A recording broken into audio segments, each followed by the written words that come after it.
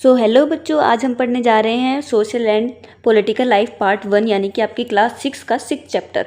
पहले हम 5 चैप्टर कर चुके हैं, तो आपने अगर वो नहीं देखे हैं तो क्विक रिवीजन के लिए आप वो देख सकते हैं, स्पीड बढ़ाकर देख सकते हैं, पर आप देखिए ज़रूर ताकि आपके जो बेसिक्स हैं वो क्लियर हो जाएं। तो चैप्टर का नाम है रूरल एडमिनिस्ट्रेशन और ग्रामीण प्रशासन। हमने पीछे पढ़ा था सरकार के बारे में, तो सरकार में और प्रशासन में क्या फ़र्क है हम इस चैप्टर में देखेंगे। प्रशासन क्या होता है, तो सबसे पहले हम देखने जा रहे हैं इस चैप्टर में कि इसका परिचय क्या है, ग्रामीण प्रशासन होता क्या है। गांव में झगड़े एक यहाँ पे हेडलाइन देखने को मिलती है इस चैप्टर में, फिर पुलिस की भूमिका देखने को मिलती है, पटवारी की भूमिका देखने को मिलती है। इसके अलावा मैं आपको इस चैप्टर में समझाऊंगी कि तहसीलदार की क्या भूमिका है और जिला प्रशासन की क्या भूमिका है। ठीक है, तो फिर लास्ट में हम देखेंगे कि निष्कर्ष क्या निकलता है इस चैप्टर का। ओके, तो सबसे पहले हम देख लेते हैं कि ग्रामीण प्रशासन का परिचय। ग्रामीण प्रशासन होता क्या है, तो गांव में कानून व्यवस्था, एक सेकंड, तो सबसे पहले हम देखेंगे गांव में कानून व्यवस्था और जमीन से जुड़े मामलों को संभालने के लिए प्रशासनिक ढांचा होता है। कौन से मामलों को संभालने के लिए, तो कानून व्यवस्था और जमीन से जुड़े मामले को संभालने के लिए क्या होता है, एक प्रशासनिक ढांचा बनाया हुआ होता है लेवल गांव पे। तो इसमें क्या कौन कौन होते हैं हमारे प्रशासन का, इसका हिस्सा, ग्रामीण प्रशासन का हिस्सा में पटवारी होता है, पुलिस आती है, तहसीलदार आता है और जिला प्रशासन आता है। इन सब की महत्वपूर्ण भूमिका होती है। इसका उद्देश्य क्या है, ग्रामीण प्रशासन हमने क्यों बनाया, तो गांव के लोगों की सुरक्षा और उन अधिकारों की रक्षा करने के लिए क्या बनाया गया है, हमारा ग्रामीण प्रशासन बनाया गया है। तो ये इसका ऑल ओवर एक परिचय है जिससे आप समझ सकते हैं कि ये है क्या। ठीक है, फिर अब देखते हैं कि इसमें हमें ये चैप्टर है एक स्टोरी के माध्यम से समझाता है कि गांव में मतलब ये जो कानून व्यवस्था है वो कैसे बनी रहती है और ज़मीन के क्या झगड़े होते हैं उनको सुलझाया कैसे जा सकता है। तो इसीलिए इसमें एक स्टोरी के माध्यम से समझाया। तो स्टोरी क्या है, रघु और मोहन की स्टोरी है। तो इसमें रघु जो है वो एक अमीर किसान होता है जिसके पास ज़मीन ज़्यादा होती है, उसके पास पावर ज़्यादा होती है क्योंकि उसका जो ताऊ है वो सरपंच है। लेकिन एक मोहन जो है, दूसरा जो कैरेक्टर है वो क्या है, वो एक गरीब किसान है, उसके पास कम ज़मीन है। तो क्या देखते हैं हम कि एक मोहन है, एक रघु है। मोहन के पास क्या है, सॉरी, एक मोहन है और एक रघु है। तो रघु जो है वो बड़ा किसान है और जो मोहन है वो छोटा किसान है। फिर एक दिन क्या होता है, रघु के पास ज़्यादा पावर है क्योंकि तो उसके पास पैसे ज़्यादा हैं, उसके पास ज़मीन ज़्यादा है, दूसरा इसका जो ताऊ है वो सरपंच है। तो सिंपल बात है, अगर कुछ झगड़ा होता है तो ये हो सकता है कि सरपंच उसकी रघु की साइड ले। ठीक है, तो अब उसने क्या किया रघु ने कि अपने जो खेत की जो मेड़ है इसको बढ़ाकर इधर कर लेता है। ठीक है, क्या कर लेता है, इधर तक कर लेता है। तो इससे क्या है, इसका खेत क्या है और बड़ा हो जाता है और मोहन का जो ऑलरेडी एक छोटा किसान है उसकी खेत की साइज़ जो है वो छोटी हो जाती है। वो अगले दिन जाके देखता है कि अरे ये क्या है, मेड़ तो इन्होंने बढ़ा दी है, मतलब मेरा जो खेत है उसका साइज़ छोटा कर दिया है, ये कैसे हो गया है। तो वो क्या करता है, वो रघु के घर जाता है। तो रघु के घर जाने पर वो रघु मानता नहीं है इस बात को कि अरे नहीं, मेरा तो खेत इतना ही बड़ा था, मैंने तो, मेरी ज़मीन है ये। तो ऐसे कहासुनी हो जाती है और वो क्या करते हैं फिर कि रघु मोहन की पिटाई कर देता है और उसको चोट लग जाती है।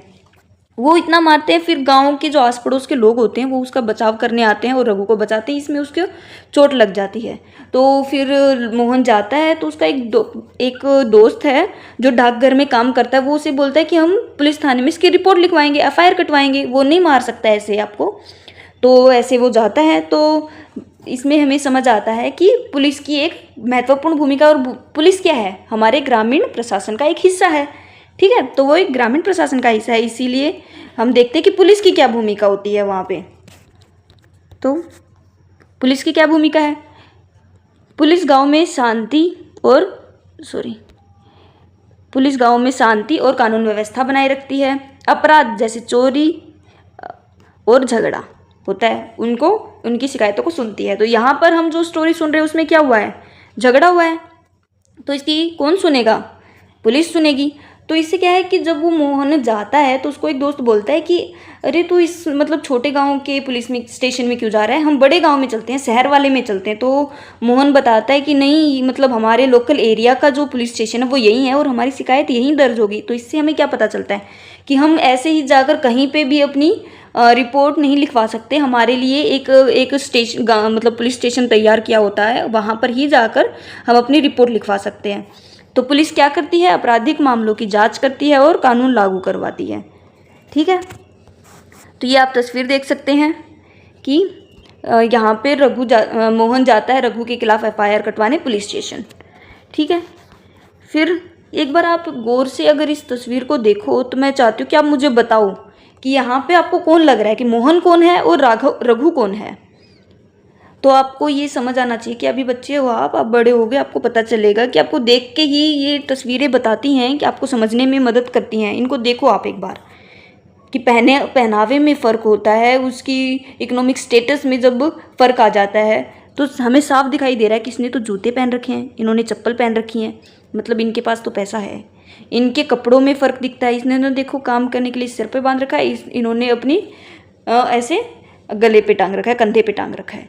तो इनको देखने से साफ पता चलता है इसमें से रघु कौन है और मोहन कौन था। ये मोहन है, ये रघु है। इन दोनों की स्टोरी के माध्यम से मैं आपको बता रही हूँ कि गांव का प्रशासन है वो कैसे काम करता है।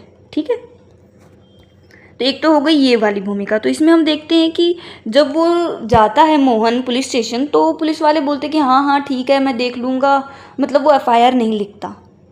ठीक है, तो मतलब हम देखते कि क्या ये मतलब फिर वो जाता है मोहन अपने दोस्तों को या फिर अपने आस पड़ोस जिन्होंने उसको पीटने से बचाया था उनको लेके आता है कि तुम बताओ कि उन्होंने मुझे मारा है। देखो पहली बात तो पुलिस स्टेशन में उसकी FIR उसके कहते ही लिख देनी चाहिए थी, पर अब नहीं लिखी है तो वो ये काम किसका है? ये पुलिस का काम है कि वो जाए और तहकीकात करे, देखें। पर मोहन खुद ही लाता है कि देखो मेरे साथ ये हो रहा है कि हमारी FIR नहीं कट रही, तो आप जाओ और मेरी तरफ से बताओ उनको कि मेरी पिटाई हुई है, मुझे न्याय चाहिए। तो फिर वो जाता है। ठीक है, फिर क्या ये सही है? ये सारी बातें देखते हैं हम कि नहीं, मतलब जितनी आसानी से हमें चीज़ें मिलनी चाहिए उतनी आसानी से हमें मिलती तो नहीं है। तो इसीलिए हम देख लेते हैं कि पुलिस का जो थाना है वो उसका कार्यक्षेत्र होता क्या है। मतलब हर पुलिस थाने का एक कार्यक्षेत्र होता है जो उसके नियंत्रण में रहता है। लोग उस क्षेत्र में चोरी, दुर्घटना, मारपीट, झगड़े आदि के लिए रपट यानी FIR लिखवाने जाते हैं। यह वहाँ के थानेदार की जिम्मेदारी होती है कि वह लोगों से घटना के बारे में पूछताछ करे, जांच पड़ताल करे और उसके अंदर मामले की कार्रवाई करे। तो इससे हमें क्या पता चला है? पहली बात तो हमारी स्टोरी के अकॉर्डिंग तो यहाँ झगड़ा हुआ है, पर इसके अलावा क्या क्या हो सकता है? कोई भी दुर्घटना, चोरी दुर्घटना यानी कि एक्सीडेंट वगैरह कुछ हो जाए, मारपीट हो जाए, ये भी हुआ है और झगड़ा भी हुआ है। तो इन सब का क्या है? पुलिस स्टेशन काम करेगा इसके ऊपर। फिर पूछताछ करना, ये किसका काम है? पुलिस का काम है। थानेदार की जिम्मेदारी बनती है, जांच पड़ताल करना बनता है। खैर इस मामले में आगे वो करता है नहीं करता है वो उसका जिक्र नहीं है, पर जब मोहन जाता है कि देखो मेरे साथ पिटाई हुई है और FIR नहीं लिख रहे तो मेरी तरफ से गवाही दो, तो ये काम तो पुलिस का था, पर फिर भी मोहन सामने से जाकर दोस्तों को लेके जाता है और कहलवाता है और FIR कटवाता है। तो इसके अलावा क्या, अगर आपके घर में चोरी होती है तो आप किस थाने में जाकर शिकायत दर्ज कराएंगे? अभी मैंने बताया है आपको, इस मामले में आप बता सकते हैं कि किस थाने में कराएंगे। आपके नज़दीकी आपके क्षेत्र के लिए एक अलग से थाना बना होगा, उसमें जाकर करा सकते हैं। और मोहन और रघु के बीच किस बात को लेकर विवाद हुआ है? ज़मीन को लेकर, खेत को लेकर। ठीक है, मोहन को रघु से झगड़ा करने में डर क्यों लगा? बता सकते हैं आप? सोच सकते हैं आप? यहाँ वीडियो को रोको और सोचो, और नहीं सोच पा रहे हो तो फिर मैं बताती हूँ। तो ठीक है, मैं बता देती हूँ। मोहन को रघु से झगड़ा करने में डर इसलिए लग रहा है, पहली बात तो वो बहुत ज़्यादा ज़मीन वाला है, उसके पास पैसे बहुत ज़्यादा हैं। दूसरा, जो उसके फैमिली मेम्बर यानी कि ताऊ यानी कि वो क्या है, सरपंच हैं, तो उसे लगता है कि मेरी कोई साइड नहीं लेगा क्योंकि मैं गरीब हूँ, मैं छोटा किसान हूँ और वो बड़ा किसान है, और उसकी फैमिली मेम्बर भी जो हैं वो हमारे पॉलिटिक्स में है, सरपंच हैं, तो उसी की साइड ली जाएगी, इसलिए वह थोड़ा डरता है। कुछ लोगों ने कहा कि मोहन को पुलिस थाने में मामला दर्ज करवाना चाहिए, जबकि कुछ लोगों ने ऐसा करने से मना कर दिया। लोगों ने अपनी राय के लिए क्या तर्क दिए होंगे? ठीक है, तो हर किसी का अपना अपना पॉइंट ऑफ व्यू है। कुछ लोगों ने कहा कि आपने मारपीट की है तो आप जाओ और दर्ज कराओ, आपको करानी चाहिए, अपनी रिपोर्ट को दर्ज कराना चाहिए। बल्कि कुछ लोग कहते हैं कि अरे कुछ नहीं होना, वो तो बड़ा मतलब किसान है, उसके पास पैसे हैं, वो उसका कोई कुछ नहीं बिगाड़ सकता। हर किसी की अपनी राय है। ठीक है, फिर आगे हम देखते हैं कि ये तो हो गया पुलिस स्टेशन का। तो क्या इसके अलावा कोई कारण था, मतलब कोई चीज़ थी कि रघु को के खिलाफ उसको जाना था, तो वो रघु के पास ना जाकर क्या और कुछ कर सकता था उस, मतलब पुलिस स्टेशन के अलावा और वो क्या कर सकता है? वो पटवारी के पास जा सकता है, क्योंकि पटवारी जो होता है उसके पास हमारी ज़मीन के क्या होते हैं से जुड़े सारे कागजात होते हैं, रिकॉर्ड्स होते हैं, तो वो बता सकता है। तो हो सकता था कि मोहन रघु के पास ना जाकर अगर पटवारी के पास जाता तो ये मामला बिना झगड़े के, बिना पिटाई के हो जाता। ठीक है, तो अब देखते हैं कि जमीन और पटवारी की भूमिका। भारत के गांवों में अधिकांशतः विवाद जमीन से जुड़े होते हैं। पटवारी वह अधिकारी है जो गांव की जमीन का रिकॉर्ड रखता है। ओके, पटवारी के कार्य क्या है? रिकॉर्ड और नक्शा तैयार करना और जमीन का कर वसूलना, फसल की जानकारी जो है वो इकट्ठा करना किसका काम है? पटवारी का काम है। जमीन की मालिकाना हक और सीमा का रिकॉर्ड रखना। ठीक है, तो इसमें हम देखते हैं कि सारी चीज़ें हमने जो देखी हैं ये पटवारी बहुत ही आसानी से बता सकता था कि ये ज़मीन किसकी है, इस पे मालिकाना हक किसका है, तो वो कर सकता था। पर देखते हैं कि हम पटवारी के पास जाते हैं और उसे बोलते हैं कि मुझे तो अपनी ज़मीन का नक्शा चाहिए, आप बताओ, तो उसके लिए भी फीस लगती है। आप समझ रहे हो? तो वो रघु पहले से ही मोहन एक पहले से ही छोटा किसान है, उसके पास हो सकता है इतने पैसे ना हो, उसे लगा हो कि बातचीत करने से चीज़ें सुलझ जाएंगी, तो इसीलिए वो पर्सनली बात करने जाता है। वरना अगर वो बात ना करता, थोड़ा सा इकोनॉमिकली वो थोड़ा ज़्यादा स्टेबल होता, तो हो सकता था कि वो सीधा पटवारी के पास जाए, अपनी ज़मीन के कागज़ निकलवाए और बता दे कि ये ज़मीन मेरी है। तो देखते हैं एक अलग पॉइंट जो मैं आपको बता रही हूँ, आप सुन लो कि राजस्व विभाग का काम क्या है। मोहन और रघु में खेत की मेड़ को लेकर जो ज़बरदस्त लड़ाई हुई थी, उसमें जो रिकॉर्ड हैं वो पटवारी के पास होते हैं, तो वो उसके पास जा सकता था। आमतौर पर पटवारी के पास खेत नापने के लिए अलग अलग तरीके होते हैं, अलग अलग जगह आप जाके देखोगे तो अलग अलग तरीके होते हैं। तो कई जगहों पर वह एक लंबी लोहे की जंजीर होती है जिससे पटवारी नापता है, उस जंजीर को जिससे वो नापता है, इस चीज़ को क्या बोलते हैं? हम जरीब बोलते हैं। इनकी सहायता से खेत नापा जा सकता है, जिससे पता चल जाता है कि मतलब ज़मीन किसने ली है, किसकी कम हुई है, किसकी ज़्यादा हुई है, उस पर अधिकार ज़बरदस्ती जताया जा रहा है, वो किसका है, किसका नहीं है। तो ठीक है, तो ये पटवारी के पास है। राजस्व विभाग भी वो बता देता है कि पिछली बार कर किसने दिया था इस ज़मीन का, इस पर कौन सी फसल हुई थी, सारी चीज़ें। तो ये क्या है, एक हम तस्वीर से देखते हैं, तो ये है पटवारी और ये इस खेत के जो मालिक है वो। तो यहाँ पे वो पूछेगा कि कितनी, वो खुद भी देखने आएगा कि कितनी ज़मीन है, क्या बोया गया है, कितना इस पे कर बनता है, सारी चीज़ें। ठीक है, तो ये पटवारी यहाँ पर अपनी भूमिका निभाते हुए देखा जा रहा है। पटवारी को अलग अलग राज्यों में अलग अलग नामों से भी बुलाया जाता है, जैसे कहीं पर लेखपाल बोल देते हैं, कहीं पर कानूनगो बोल देते हैं, कर्मचारी बोल देते हैं। तो इसके अलग अलग नाम हैं, आप देख लीजिएगा अपने वहाँ पर कि आपको क्या बोलते हैं लोकल में। अगर आप ग्रामीण क्षेत्र में रहते तो आप पता कीजिए कि पटवारी कितने गांव के लिए ज़मीन के अभिलेख रखता है, गांव के लोग पटवारी से कैसे संपर्क करते हैं। तो ये आपका काम है, आप अपने फादर से, मदर से या अपने किसी भी फैमिली मेम्बर से पूछेंगे कि आपके गांव में जो पटवारी है आपके गांव का, वो कितने गांव का पटवारी है। तो यहाँ पे ये है कि हमेशा ये ज़रूरी नहीं है कि एक ही गांव का होगा या दो ही गांव का होता, वो अलग अलग राज्य में, अलग अलग क्षेत्र में अलग अलग होता है। तो आप ये पूछेंगे कि आपके गांव में जो है पटवारी आपके गांव का, वो कितने गांव का है। ठीक है, तो ये देखिए पटवारी ये ऐसा कुछ तैयार करता है, वो बताता है कि कितने हेक्टेयर भूमि है, उसका मालिक कौन है, उसके पिता का या पति का नाम क्या है, उस पर मतलब बताता है कि कौन सी फसल की गई है, कौन सा क्षेत्र है, ये सारी चीज़ें वो एक खसरा तैयार रखता है। आगे किसानों को अक्सर अपने खेत में नक्शे और रिकॉर्ड की ज़रूरत पड़ती रहती है, इसके लिए उसने कुछ शुल्क देना पड़ता है। मैंने बताया था ना कि जब उनको किसान को नक्शे की ज़रूरत पड़ती है तो उसको कुछ पैसे देने पड़ते हैं उसके लिए, फिर उसको जाके वो अपना खेत का नक्शा ले सकता है, रिकॉर्ड देख सकता है या ले सकता है उनसे। तो किसानों की इसकी नकल पाने का अधिकार होता है। हालांकि नकल यानी आप ये मत समझना कि पेपर में जो हम चीटिंग कर लेते हैं वो होती है, वो वह नहीं है। इसमें जो वो कागज़ देता है कि आपकी ज़मीन इधर से इतनी है, इधर से इतनी है, उसके जो रिकॉर्ड देता है उसको नकल बोल रहा है। हालांकि कई बार उनके ये रिकॉर्ड आसानी से नहीं मिलते, लोगों को इनके हासिल करने के लिए मुश्किलों का सामना करना पड़ता है। कई राज्यों में ये सारे रिकॉर्ड कंप्यूटर पर डाल दिए गए हैं, दफ्तर में रखे रहते हैं ताकि आसानी से लोगों को उपलब्ध किए जा सकें। देखिए पहले तो ये थोड़ा मुश्किल था, पर आज के टाइम में कंप्यूटराइजेशन इतना हो गया है, हम आसानी से अपने रिकॉर्ड्स को देख सकते हैं, ला सकते हैं। पहले ये चीज़ें थोड़ी ज़्यादा मुश्किल थी। आपको क्या लगता है कि किसानों को इस रिकॉर्ड की ज़रूरत कब पड़ती होगी? तो हम देख लेते हैं, अभी नीचे इन्होंने ही बता रखा है कि क्यों ज़रूरत पड़ सकती है। अगर हम किसी दूसरे की ज़मीन खरीदना चाहते हैं तो ज़रूरत पड़ सकती है। हम देखेंगे ना भाई कि हम किसी की ज़मीन ले रहे हैं, वो सही तो है, वो जो बता रहा है कि इतनी ज़मीन है हमारी, वो उतनी ज़मीन उसके पास है भी कि नहीं। तो एक किसान दूसरे किसान से जब ज़मीन खरीदना चाहता है तो वो देख सकता है। दूसरा, एक किसान अपनी फसल दूसरे को बेचना चाहता है जब देख सकता है।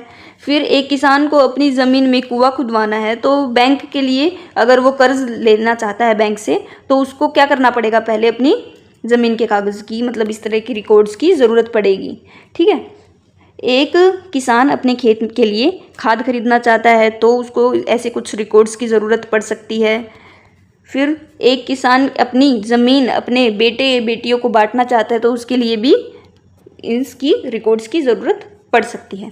फिर हम देखते हैं कि तहसीलदार की क्या भूमिका है। हो सकता है आपके शायद चैप्टर में ये नहीं है, पर इसका समझना आपके लिए बहुत ही ज़्यादा ज़रूरी है कि तहसीलदार जिला प्रशासन का हिस्सा होता है, पटवारियों और राजस्व अधिकारियों पर निगरानी रखता है। तो इससे हमें क्या पता चलता है, पटवारी और उसके ऊपर क्या आता है, इसके ऊपर आता है तहसीलदार। पटवारी यहाँ आता है तहसीलदार, क्योंकि पटवारी जो करता है उसकी देखरेख करता है, उसकी निगरानी करता है तहसीलदार। सुनिश्चित करता है कि कर यानी कि टैक्स जो होता है वो सही तरीके से वसूला जा रहा है कि नहीं जा रहा है, विवादों को सही ढंग से निपटाया जा रहा है कि नहीं जा रहा है, गरीबों को सरकारी योजनाएं मिल रही हैं कि नहीं मिल रही हैं। ठीक है। फिर आता है हमारा जिला प्रशासन। एक जिले का सबसे बड़ा अधिकारी होता है डीएम, जिसको बोलते हैं हम जिला मजिस्ट्रेट या जिला अधिकारी। पूरा कानून व्यवस्था जो है हमारे राजस्व प्रशासन अपने अधीन रखता है। तहसीलदार और पुलिस अधिकारी डीएम को रिपोर्ट करते हैं। तो सबसे पहले हम देखते हैं कि हमने ये देखा कि हमारे रिकॉर्ड्स कौन रखता है, पटवारी रखता है, उसकी देख रेख कौन करता है, हमारा तहसीलदार करता है। फिर तहसीलदार भी ये है सब, ये किसके लिए जवाब देगा, ये जवाब देगा, इसके पास पूछ सकता है, तहसीलदार पूछ सकता है। तो तहसीलदार के पास कौन पूछेगा कि आप सही काम कर रहे हो कि नहीं कर रहे हो, वो पूछेगा डीएम। तो डीएम, फिर आएगा तहसीलदार और फिर पटवारी। ठीक है। इसी में हमें लास्ट में देखने को मिलता है हिंदू उत्तराधिकारी संशोधन अधिनियम 2005। ये एक फैमिली के माध्यम से, इस स्टोरी के माध्यम से मैं आपको समझाऊंगी कि आप मानो कि एक फैमिली है जिसमें माता पिता और 2 बच्चे हैं। ठीक है। तो इसमें जो हम 2005 से पहले देखते हैं कि पिता की जो प्रॉपर्टी है वो बेटे के नाम होती थी, फिर बेटी शादी करके दूसरे घर चली जाती थी। पर 2005 के बाद हमें ये, इस अधिनियम के बाद हमें क्या मिला है कि लड़के का अकेले का हक नहीं होता पिता की प्रॉपर्टी पर, लड़की भी उस फैमिली का हिस्सा होती है। ठीक है। तो इसमें पहले बेटियों को पैतृक संपत्ति में हिस्सा नहीं मिलता था। पैतृक संपत्ति यानी कि पिता की संपत्ति, पिता की संपत्ति से, पिता की प्रॉपर्टी से उसको कुछ नहीं मिलता था। पर अभी क्या है, अब बेटे और बेटी बराबर हैं और दोनों को ही हिस्सा दिया जाता है। तो इससे तो हमारा चैप्टर पूरा हो जाता है। मैं अभी थोड़ा सा ये बताना चाहूँगी कि लोकल गवर्नमेंट में और जो रूरल एडमिनिस्ट्रेशन है उसमें फ़र्क क्या है। पहली बात कि जो लोकल गवर्नमेंट है, जो लोकल गवर्नमेंट है उसमें और रूरल एडमिनिस्ट्रेशन में फ़र्क क्या है। ठीक है। तो पहली बात तो ये तो होते हैं गवर्नमेंट है, यानी हम पीछे पड़ चुके हैं, लोग चुनते हैं इनको, लोगों के प्रतिनिधि होते हैं ये। ठीक है। लोग चुनते हैं इनको और इनका काम क्या है, बुनियादी जो ज़रूरतें होती हैं यानी कि हमारी बेसिक नीड्स जो हैं, जैसे कि पानी हमें चाहिए, सड़क भी चाहिए ही चाहिए, सफाई भी होनी चाहिए ही चाहिए और बिजली भी होनी चाहिए। विकास के कार्य ये करते हैं, टैक्स वसूलते हैं। इसमें इनके मेंबर कौन होते हैं, गवर्नमेंट में कौन कौन होते हैं, जैसे कि लोकल गवर्नमेंट में सरपंच होता है, मेयर होता है, पार्षद होता है। पर इसमें ये क्या है, ये हम नहीं चुनते, ये गवर्नमेंट इनको चुन के लाती है एग्जाम्स के थ्रू। ठीक है। तो इसमें क्या है, सरकार इनकी नियुक्ति करती है। इनका उद्देश्य क्या होता है, कानून व्यवस्था बनाए रखना, जमीन से संबंधित विवादों को सुलझाना, सरकारी योजनाओं को नियमों के अनुसार लागू करना। इसमें कौन कौन होते हैं, इसमें थानेदार होते हैं यानी इंस्पेक्टर हो सकता है, पटवारी होता है, तहसीलदार होता है, डीएम होता है। ठीक है। तो ये इनका बेसिक अंतर है, आप समझो तो। ओके। आज के चैप्टर में इतना ही है। मैं उम्मीद करती हूँ आप पढ़ोगे, बार बार इनको देखो, समझो और सीखो। ठीक है। बाय।